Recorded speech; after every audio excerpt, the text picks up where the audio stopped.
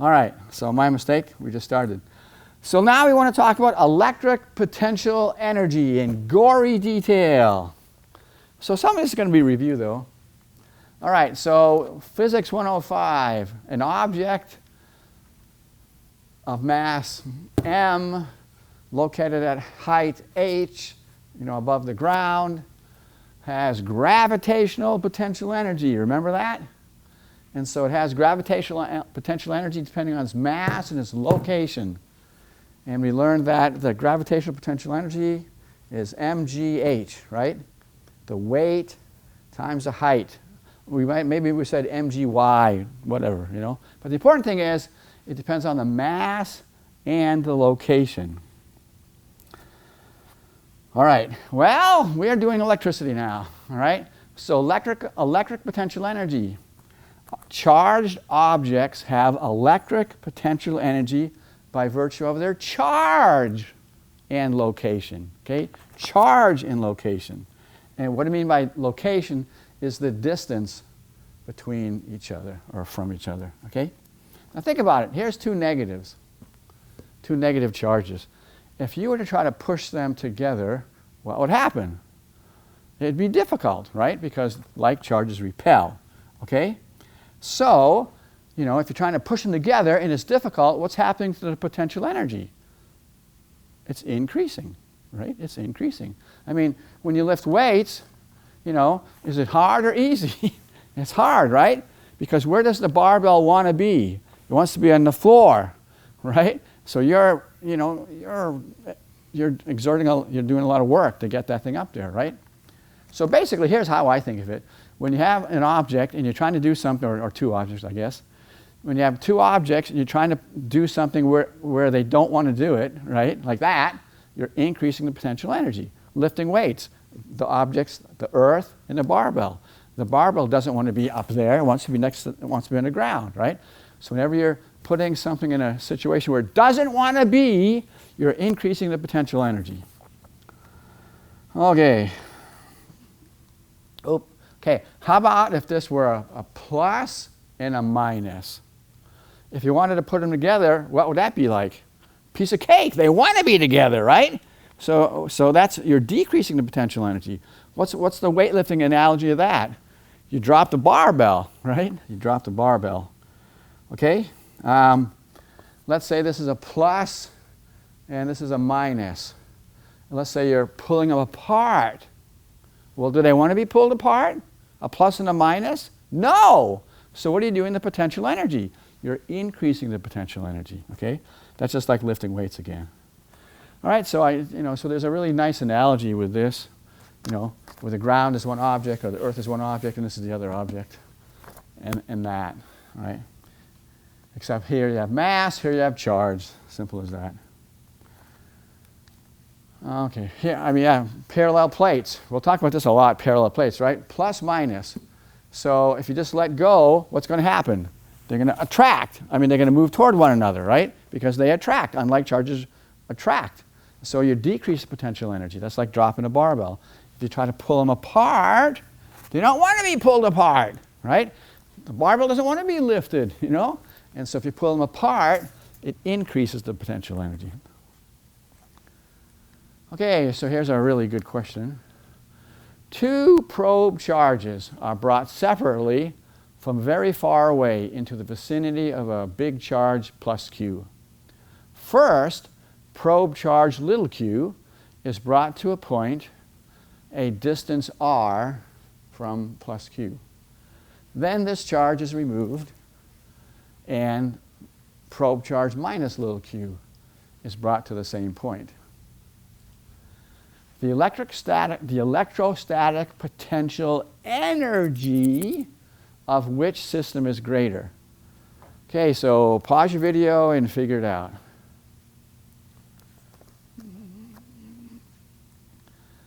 Okay, the potential energy of this system is certainly greater than this system because these guys repel. So they don't want to be there, right?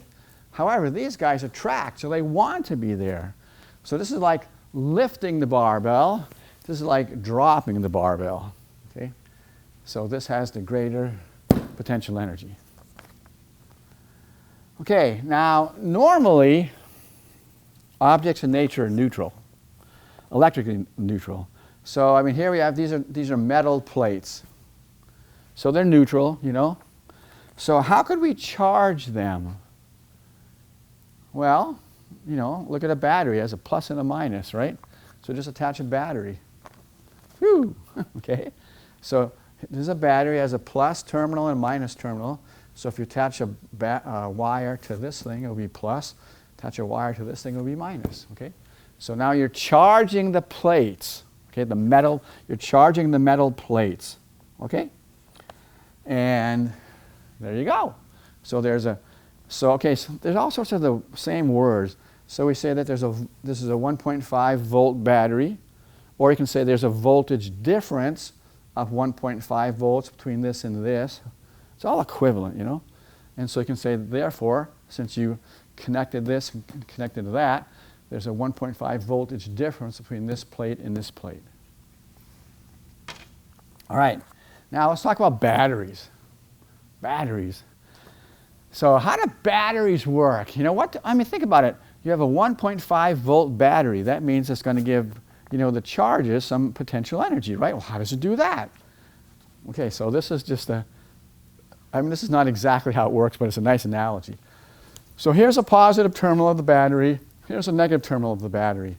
So let's say that we have electrons inside the battery, okay? Well, where do the electrons want to be? They want to be here. Well, if they're there, they have no potential energy, right? We want to give these electrons potential energy. So what are we going to do?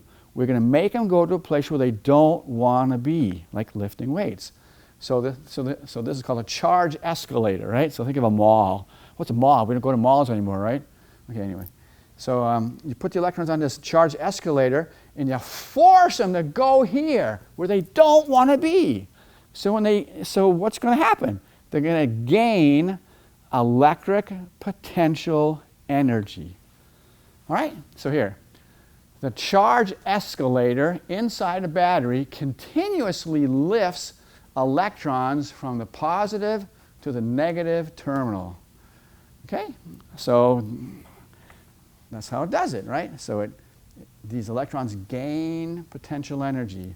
And since potential energy is related to voltage, you know, we would call this a 1.5 volt battery. Don't worry about the numbers. That's not really important. Just the important thing is that they're gaining potential energy. And so how does it really work? I mean, there's not an escalator in a battery, right? There's chemical processes in the battery that separate the charge, that give these electrons potential energy. We're not going to have to go into any more detail than that. Okay, 9 volt battery, right? Consider 9 volt battery. How much energy does it provide? How much energy does the battery provide to every coulomb of charge passing from one terminal to the other? So you have to use this. Okay, so 9 volt battery, and the charge is 1 coulomb. What's going to be the energy? So pause your video and figure it out. Yeah, right? Because if this is 9 joules, this is 1 coulomb, 9 divided by 1 is 9, right? 9 volts. That's all. How about this? Same battery. How much energy does the battery provide to every 0.1 coulombs of charge passing from one terminal to the other? Same 9 volt battery. So pause your video and figure it out. 0.9, right? Because 0.9 divided by 0.1 is 9. So you still get the 9 volts. That's all. Okay. All right. This is kind of an interesting table. You know, some people say, "Why do I care about potential?" Well, if you're going to do medicine, you're going to measure potentials, perhaps. I mean, look, brain activity at the scalp, 10 to 100 microvolts. So if there's something wrong, that means that the potential is going to be different, right? Cells in a human body, a battery, you know, household electricity, static electricity, transmission lines. So all I'm saying is, you know, this is just, it's all over the place, right? It's in biology, it's in chemistry, it's in human beings, it's all over the place, voltage. All right, in Physics 105, one of the most important principles we learned was conservation of energy. Now this is a special case. This is conservation of mechanical energy. That means we don't have anything like friction to worry about. Okay, so remember this. Initial kinetic plus initial potential equals final kinetic energy plus final potential energy. But remember, potential energy, there's more than one kind of potential energy, right? There's, we talked about elastic, gravitational, now we know there's electrical, so, there could be a whole bunch of things here, right? Okay. So what we want to do then is we want to say we have charged particles. Wow. Well, if we have charged particles, then the electric potential energy equals QV, right? QV. And so we have kinetic energy, half mv squared, gravitational, mgy, electric, QV. So this is all initial, and here's everything final. Now let's keep it simple. Let's just say whatever we're studying is horizontal. So this equals that. Might as well, right? So we can get rid of that, right? So if everything is horizontal, we don't have to worry about gravitational potential energy. This is our new conservation of mechanical energy, all right? Okay, so I want you to use this formula to solve this problem. Inside an X-ray machine is a wire called a filament that, when hot, ejects electrons. Consider one of these electrons located just outside the hot filament. It starts at rest and accelerates through a region where the potential, or voltage, increases by 40,000 volts. So here it's V initial is 0 volts, V final is 40,000 volts. The electron abruptly stops when it smashes into a piece of tungsten at the other end of the region, and that's how you produce X-rays. Okay? So here's the tungsten, and like I say, this smashes into tungsten, get X-rays produced. So this is an X-ray tube, How fast is the electron moving just before it hits the tungsten target? So everything you need is right here. And look at this. You notice that here's like a power supply or battery or something like that. So this is negative, and this is positive. And so the electron doesn't want to be here, right? It wants to be here. That's why it's going to accelerate. Okay? So use this formula and answer the question. So please do that. You need to know how to do this stuff. So pause your video and do it.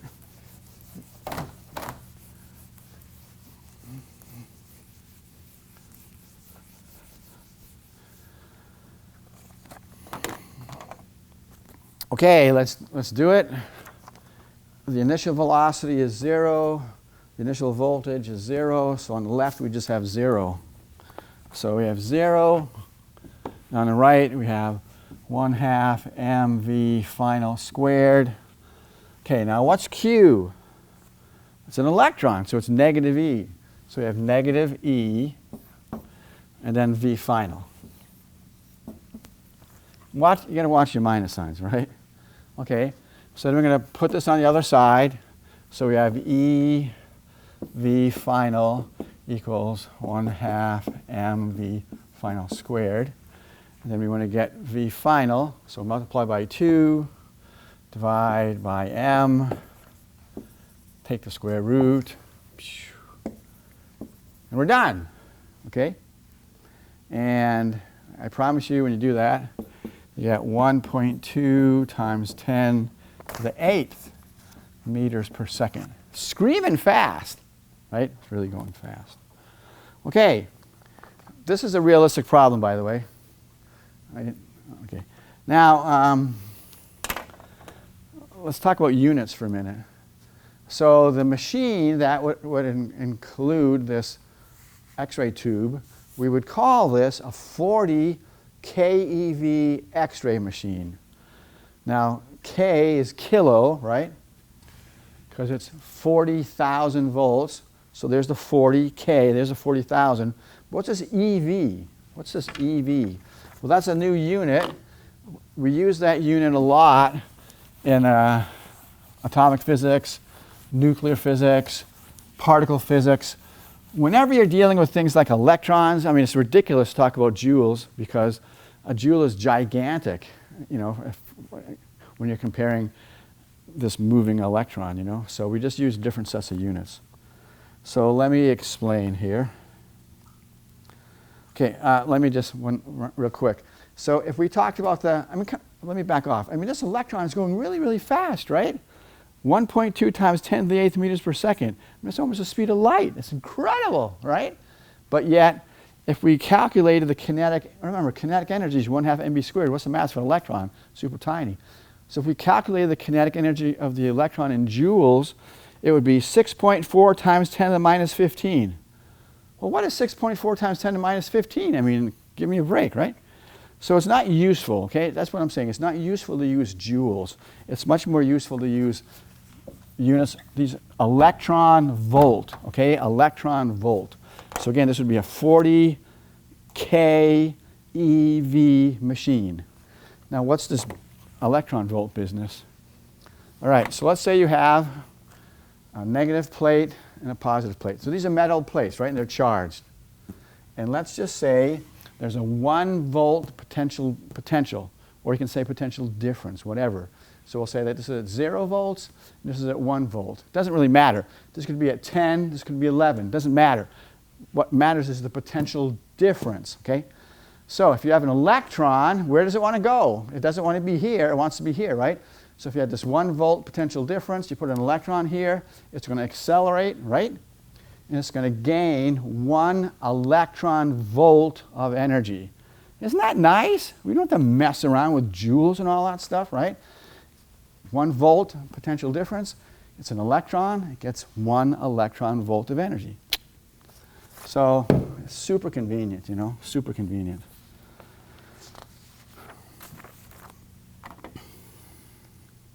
So here's the conversion factor. So again, here's that, you know, here's that formula, right, that I showed you earlier.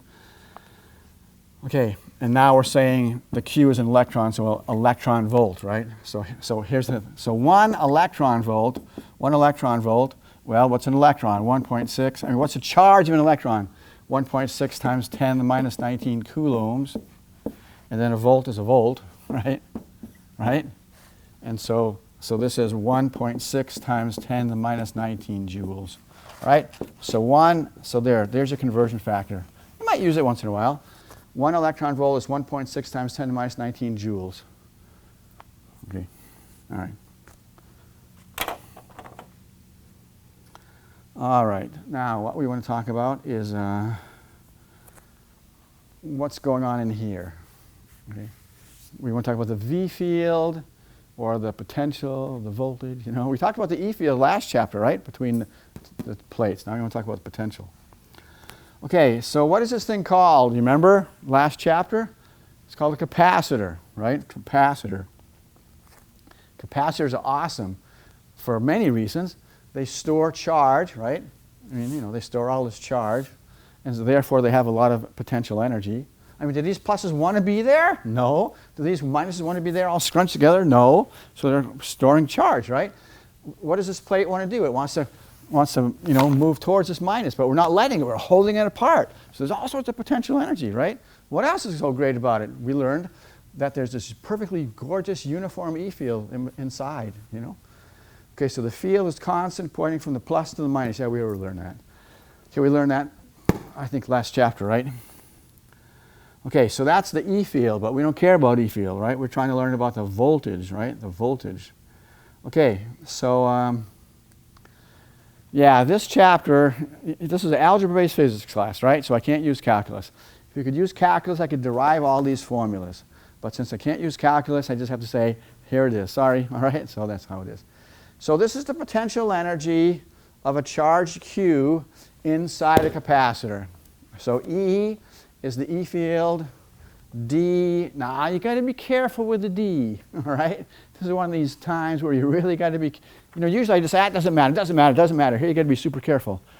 So this D is always measured from the negative plate, right? So D equals 0 is right at the negative plate.